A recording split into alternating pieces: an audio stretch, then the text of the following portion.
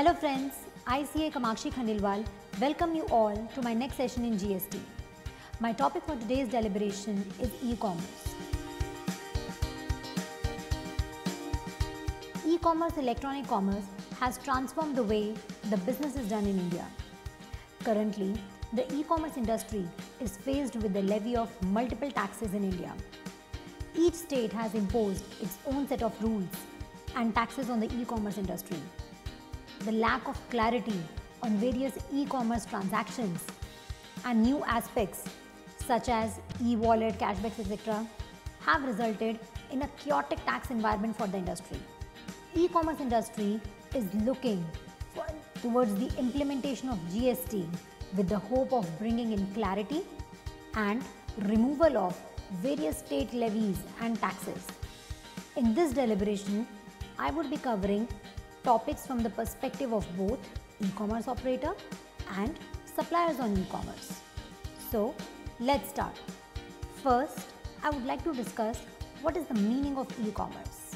According to section 2 clause 44 of the CGST Act 2017, electronic commerce means the supply of goods or services or both, including digital products over digital or electronic network. And who is considered as an e-commerce operator?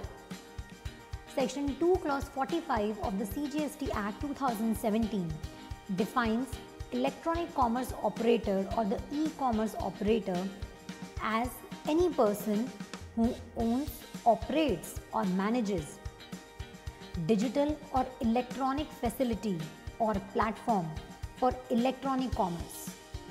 For example, Amazon and Flipkart are e-commerce operators because they are facilitating the actual suppliers to supply goods through their platform, popularly called as the marketplace model or the fulfillment model. If supposingly Amazon and Flipkart make supplies on their own account, known as the inventory model, then in relation to those supplies, Amazon and Flipkart will not be treated as e-commerce operators. Taking up another example, if Titan company supplies watches and jewels through its own website, then it would not be considered as an e-commerce operator for the purposes of this provision. Now coming over to the provisions relating to registration. Is it mandatory for an e-commerce operator to take registration? According to clause 10 of section 24 of the CGST Act, it is mandatory for every electronic commerce operator to obtain registration in GST, even if their turnover is below the prescribed threshold limit of rupees 20 lakh.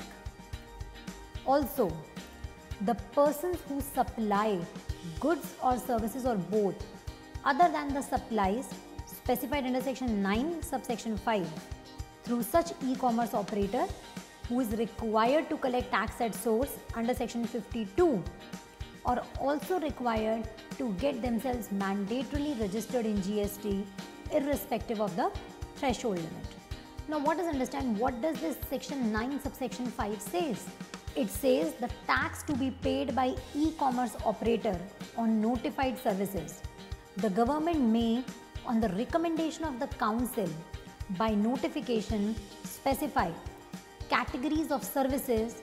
The tax on intrastate supplies, means within the state supplies, of which shall be paid by the e-commerce operator if such services are supplied through it, and all the provisions of this act shall apply to such e-commerce operator as if he is the supplier liable for paying the tax in relation to the supply of such services, provided that where an e-commerce operator does not have a physical presence in the taxable territory, then any person representing such e-commerce operator for any purpose in the taxable territory shall be liable to pay tax.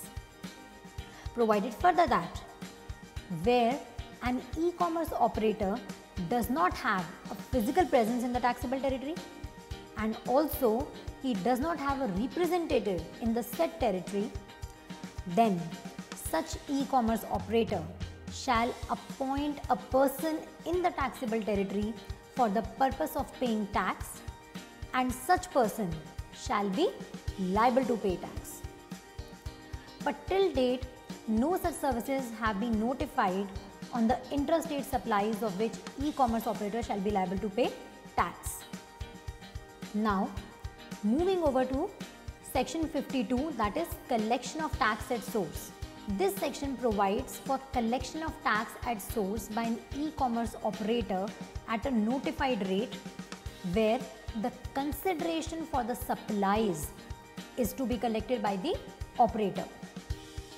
This clause elaborates on the date of collection, the date of payment of the amount to the credit of the government, and filing of prescribed statements. So, section 52 says that an e-commerce operator shall collect an amount at such rate not exceeding 1%. So 1% in CGST Act and 1% in SGST Act makes it 2% of the net value of taxable supplies made through it by other suppliers, where the consideration with respect to such supplies is to be collected by the operator. So now let us understand what is the meaning of net value of taxable supplies.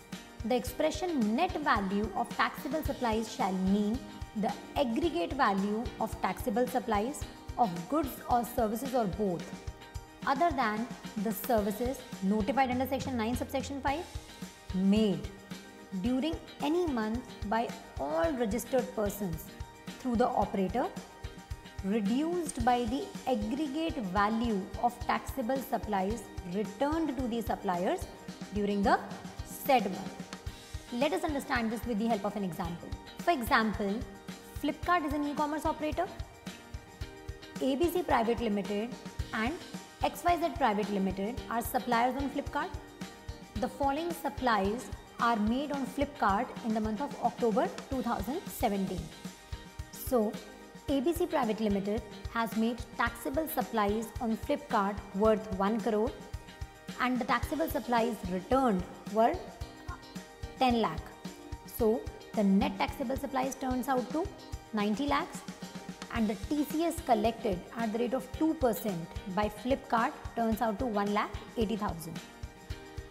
Similarly, XYZ Private Limited has made taxable supplies amounting to 2 crore, out of which the taxable supplies returned amounted to 20 lakh.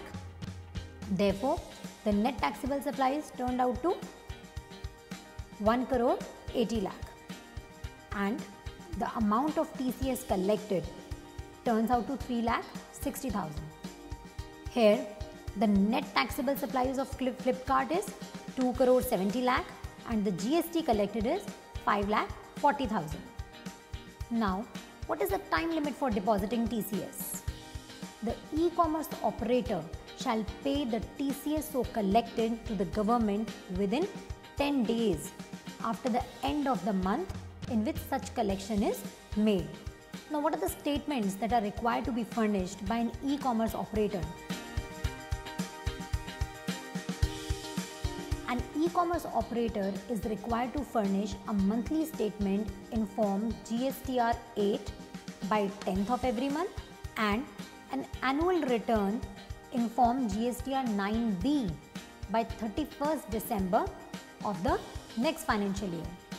And the suppliers on e-commerce operators have to file a monthly return in form GSTR 1 by 10th of every month and an annual return in form GSTR 9 by 31st December of the next financial year.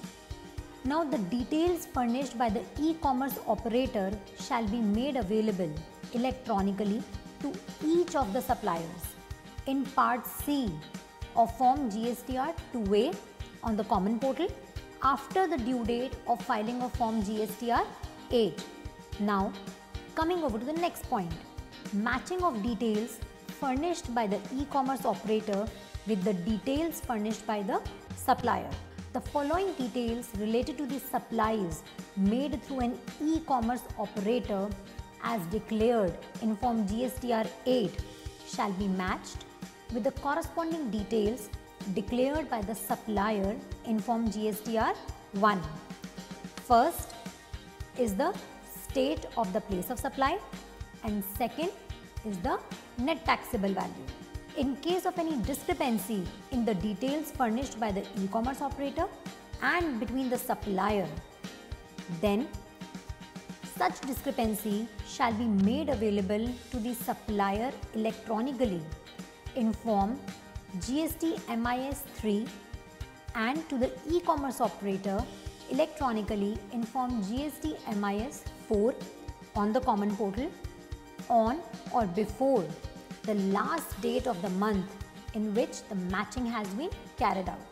A supplier to whom any discrepancy is made available may make suitable rectifications in the statement of outward supplies to be furnished for the month in which the discrepancy is made available, and an operator to whom any discrepancy is made available under Sub-Rule 1 may make suitable rectifications in the statement to be furnished for the month in which the discrepancy is made available. And where the discrepancy is not rectified under Sub-Rule 2 or Sub-Rule 3, an amount to the extent of discrepancy shall be added to the output tax liability of the supplier in his return in Form GSTR 3 for the month succeeding the month in which the details of discrepancy are made available, and such addition to the output tax liability and interest payable thereon shall be made available to the supplier electronically on the common portal in Form GST MIS 3. Hope I am clear with all the provisions relating to e-commerce transactions. In case if you have any queries, you can email me the same at my mail ID. You can also log in to my YouTube channel CA Kamakshi Khandelwal for more videos on GST. Thank you.